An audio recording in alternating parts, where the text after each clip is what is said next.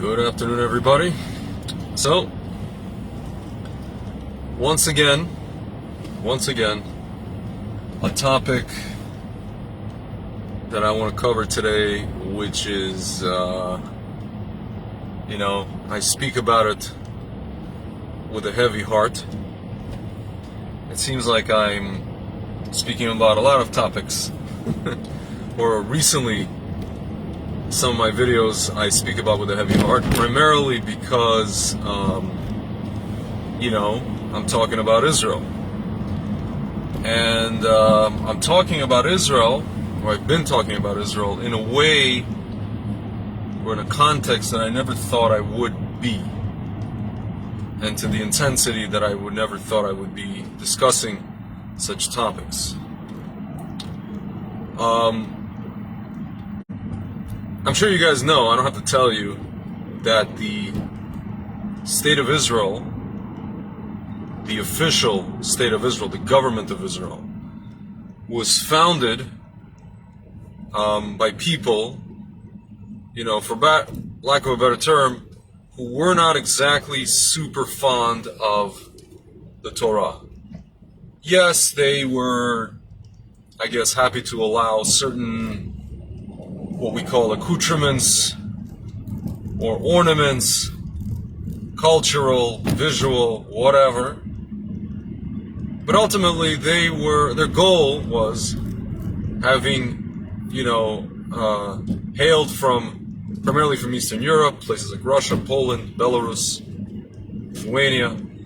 They saw what happened to the kind of downtrodden religious Jew, and they wanted to recreate the modern Jew as sort of you would call a modern day Bar Kokhba, or a modern day kind of fighter, minus the Torah. They kind of just forgot the Torah part. They forgot that even the fighters of old, the Jewish fighters of antiquity, believed in the Torah. They were essentially, a friend of mine likes to say that if you look at the Zealots or the Sikari, he compares them to, we sort of had like a Jewish Al-Qaeda, L'havdil, or a Jewish ISIS.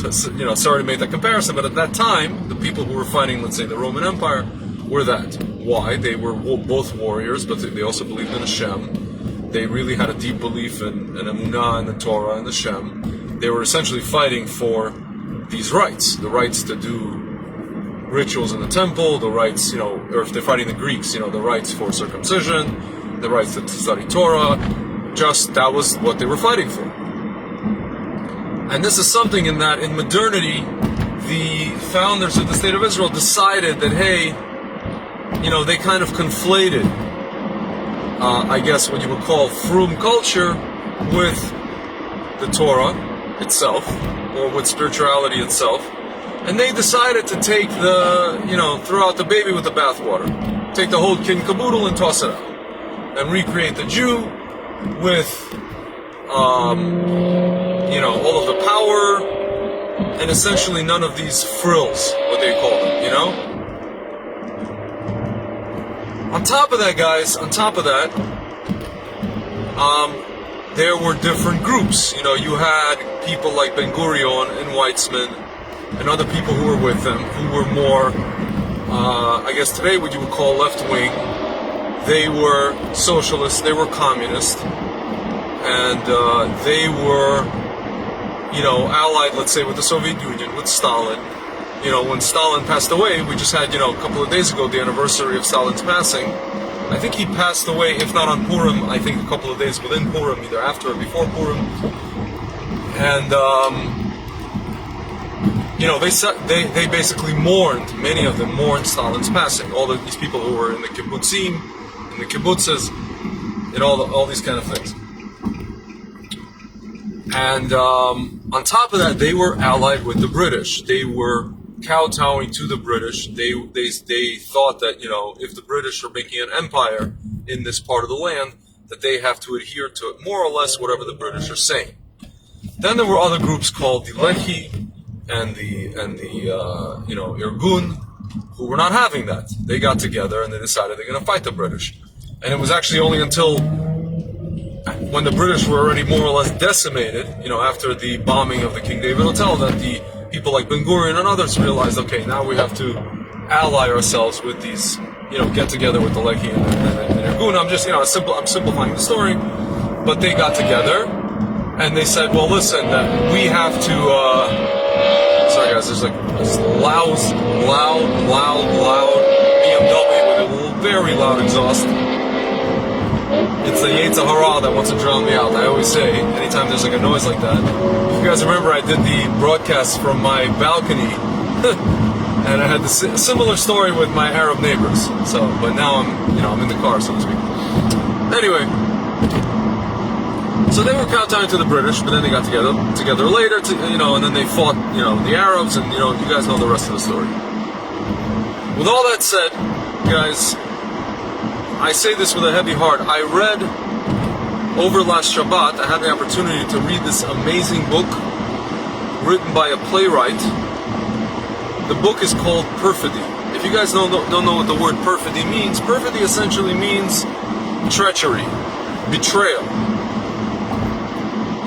And the book, essentially, what does it chronicle? It chronicles a very famous but kind of not so spoken about or not so remembered kind of black eye story in Israel, which basically happened 5 years after the declaration of the State of Israel, and essentially 8 to 10 years after the Holocaust and after the Nuremberg trials. It is a story of a guy named a Jewish, well-to-do Jew, a Hungarian Jew named Rudolf Kastner. And Rudolf Kastner, during the war and after the war, was involved with the Jewish Agency. The Jewish Agency were involved with people like Ben Gurion, with basically the Mapai, what's called the labor movement.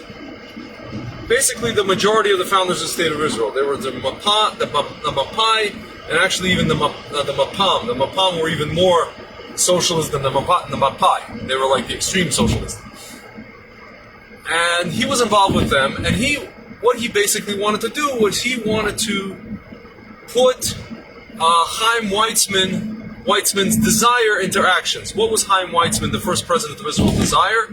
He wanted to create Israel, or fill Israel with the elite of European Jewry.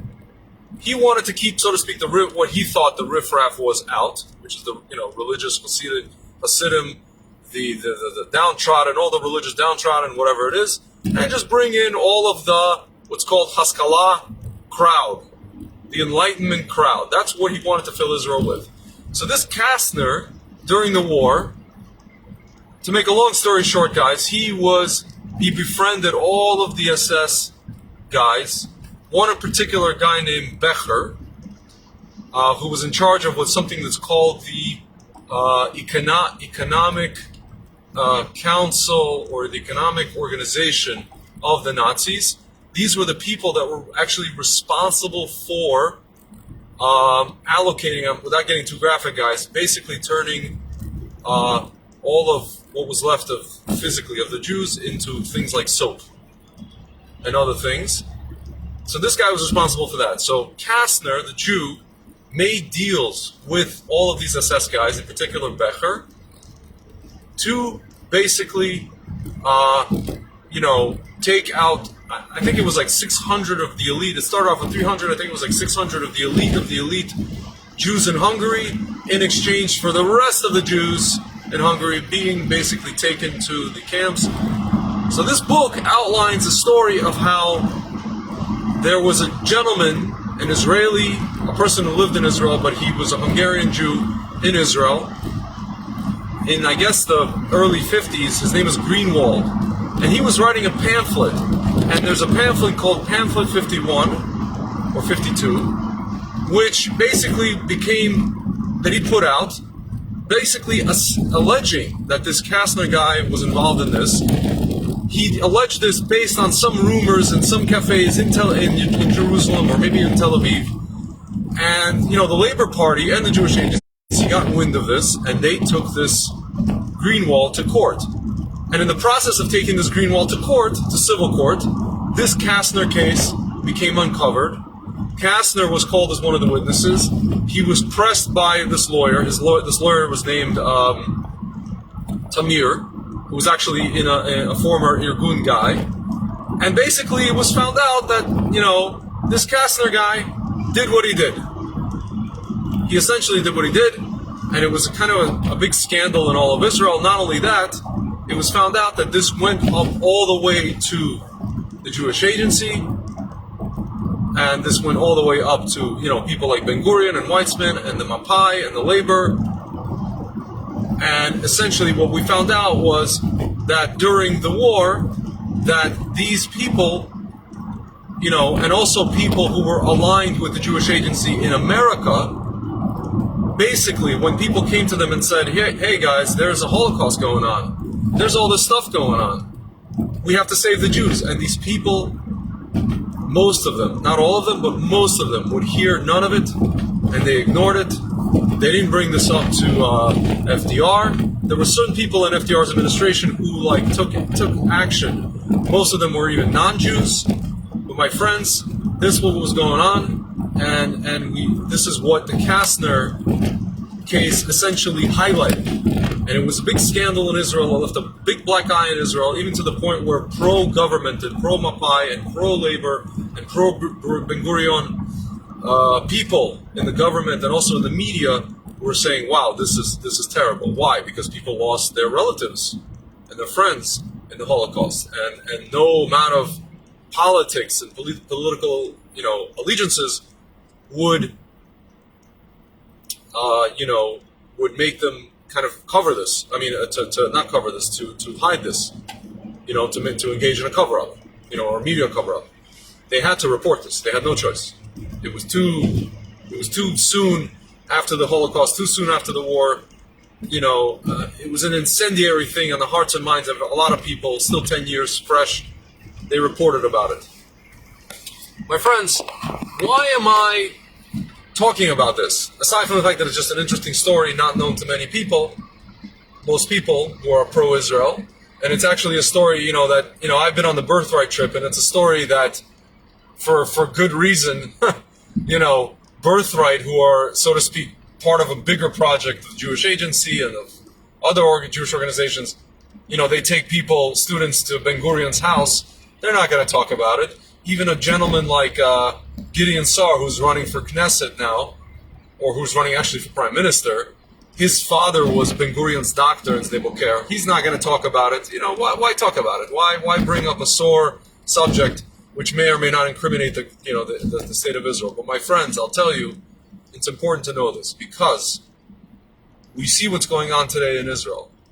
We see what a right-wing government is doing. This is not the Mapai, this is not labor, this is not socialists, this is not, people who want to bring only, intelligentsia to Israel, or people who would only have intelligentsia and secular haskalah, population in Israel. We're talking about a right-wing government that has in its cabinet or allies people who are Haredi, people who are religious, a right-wing pro, certain policies, right-wing policies, supposedly, allegedly. A government that does, things in favor of Judea and Samaria, stuff like that, security of the state of Israel. A government that doesn't want, supposedly doesn't want socialism, right? They are engaging in policies that are detrimental to its people. Not only detrimental, but we've actually come full circle to where they're engaging in policies that are actually, if not direct, indirect violation of something called the Nuremberg Laws. What are the Nuremberg Laws? They are laws on the books in the state of Israel that basically say that you cannot conduct medical, any kind, it doesn't matter if it's emergency, what the situation is, you cannot conduct mass medical experiments on the population of Israel, on Jewish people. You cannot do that. It is a crime. my friends. And my friends, I'll tell you, when I was reading this book over Shabbat, and the more I got into the book, the more I went along, and page after page after page, the more sinking feeling I got, the more real what happened then became for me today, and the more I kept drawing parallels to what happened at that time, and the 40s and the 50s, and also to parallels to today. Because not only that, if you confronted these people, one of the aspects of the trial was whether it was Kastner himself or other people in the government, they were basically accusing people of bringing up these issues or these things that happen as people who are stirring up, rumors, people who are inflaming fake news and rumors and all these other things. And my friends, this is happening again. This is happening again. They're telling us, we're bringing up things about the lockdowns, things about people, with this whole green passport policies and other things. They're saying that we're lying. They're saying that we're stirring up trouble, and they're basically canceling us. A friend of mine writes, hello from the U.S. It's scary what's going on in Israel and how it is not being reported. How can we help? My friends, the only way you can help is just have a voice, and don't be afraid. Don't be afraid to voice your voice, essentially. Because ultimately there are more people than you think who agree with us, so to speak. Even, I'll tell you guys, even the people who have gone and taken the vaccine because they feel like they should, or because they feel like they want to, and I've had friends who let's say have kids, whose kids are in schools, or people who are just, they have to get the vaccine because they are teachers, they're on the front lines, medical profession, what have you. They have no choice, and even they have told me. I have friends in Israel who've told me, we don't like this one bit. We don't agree with this. Hi from New Zealand. It is very much important what's happening here also, and we have a socialist government. Yeah, listen. But the thing is, it's not even about socialism or left wing or right wing. It's about just governments who are capable of doing this and who go ahead and do this. And it's crazy because you would never think that Jews would do this to other Jews. And this is something that was done then. I hate to compare it because then it was just the Holocaust, just straight up the Holocaust, right? And these people were put on trial and they denied it, and these things were uncovered, and you learned that it was like, this went all the way up to the highest levels of government. In this case, back then it was kind of not so obvious, and people denied it, and you couldn't really directly accuse, let's say Ben Gurion or Weizmann of it. You can pretty much make conjecture or presume. But here we have a direct thing where Bibi is directly telling people, go back, get vaccinated, go get vaccinated, go get vaccinated. We have people in the government, Ministry of Health, they're pushing and pushing and pushing. I have friends telling me they're not forcing people to do this, to get vaccinated, but essentially, they're coercing people. They're forcing, but not all but forcing, right? Like, it might as well be forcing. They're basically telling people, like, what is it? They're telling people, yeah, we'll give you cholent, we'll give you, pizza, we'll give you this, we'll give you ice cream. There's a truck going around Jerusalem. Oh, free this, free that. My friends, they're basically treating people like animals. It's not surprising because if you guys know, if you guys research this, the CEO of Pfizer, Albert Bourla, who's actually a Sephardic Jew, what is his profession? Who is he by profession? He calls himself doctor. Yeah, he's a doctor. Guess what kind of doctor? He's a veterinarian. He's an animal doctor, guys. And he's treating people like animals. He's happy to treat you and I like a dog or a cat, or a bird, or a turtle, or I don't know, or a snake, whatever. Definitely not a human. Sorry guys, I'm just parched. That's the shalom, Definitely not a human. And he's happy to have, he even says, Israel's the world's lab. He said it outright with his words. And my friends, I'll tell you, I tell my friends, some of my friends argue with me. Yeah, he said that. And I'll tell you guys, like, I have friends who do all kinds of mental and intellectual acrobatics to explain away all the things that he said and all the things that Bibi is doing. And I like to think, I'm telling you, some of my friends are very intelligent people, but I realize that nobody wants to feel like a fool. I have friends who are very smart people, but in the end, they do this intellectual and mental acrobatics. Why? Because they don't want to feel like a fool. They don't want to feel like they've been fooled. They've been duped by their own government into doing what the government wants them to do, under the guise of whatever, security, safety, what have you. My friends, just as what was done back then, it's the same thing that's happening today. And I'll tell you, I'm telling you guys, I was reading this book, and I literally, like, the book is actually, I actually made it through more than half the book. I still need to finish it. The book is 280 pages long, and I made it through like 150 pages. And every page, I was fuming more and more, and the cloud of darkness enveloped me more and more and more and more. And I literally was like, I had like this sinking.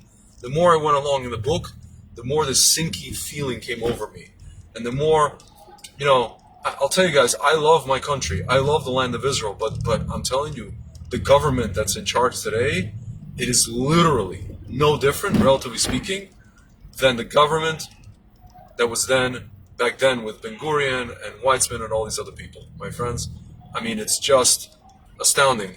And it's astounding to me that we're living in those times. You guys could look at what's going on today. They eased the policies a little bit. And they basically said that if you don't have, let's say, a green passport, you can go to outdoor, whatever it is, restaurants and outdoor areas, and you can, mingle there and all these kind of things. And they basically said, the policy goes into effect, I guess it was yesterday until the 20th. So you could pretty much figure out, the election's on the 23rd. So you could figure out pretty much that these guys are doing it just to, cover their own, cover their own tuchus just in the run up to the election. Because they at least want people to be able to go, vote. They want to be, and then they want to be able to, to say that here we fixed this situation, and we did, all these amazing policies, and here we are, and vote for us, and we're amazing and wonderful and fantastic. My friends, not only will it probably not work, people see right through this BS, I hope.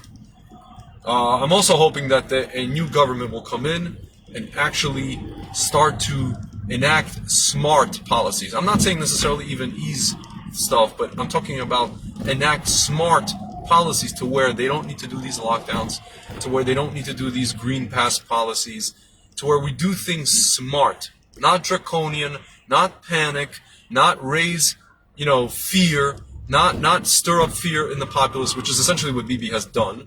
And if you guys watch, I've been watching his videos where he goes from city to city. Right now he's campaigning, and he's standing there, and every time he talks to people, he just gestures at people. He takes his arm and he goes like as if he's, he puts it to his arm and as if he's administering a shot.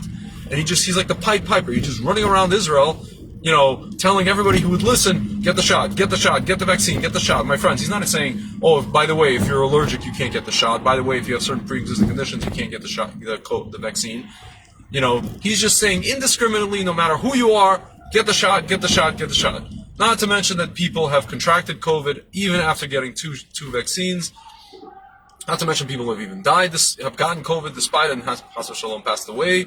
It's a minuscule number, but it's about as minuscule as the people who pass away just from getting COVID without the shot, my friends.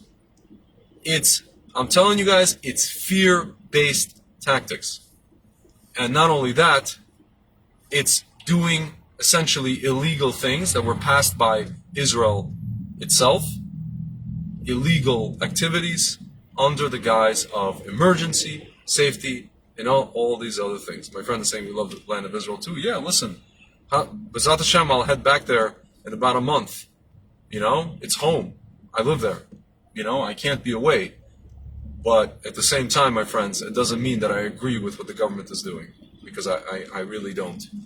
And if you guys want to get a little bit of more of an insight into, just a history, because at the end of the day, the people that are running Israel, my friends, and I spoke about this in other videos, and I really hesitate to use the word Erev Rav, but essentially that's what they are. The people who run Israel today are essentially the same personality types as the people who founded the state of Israel.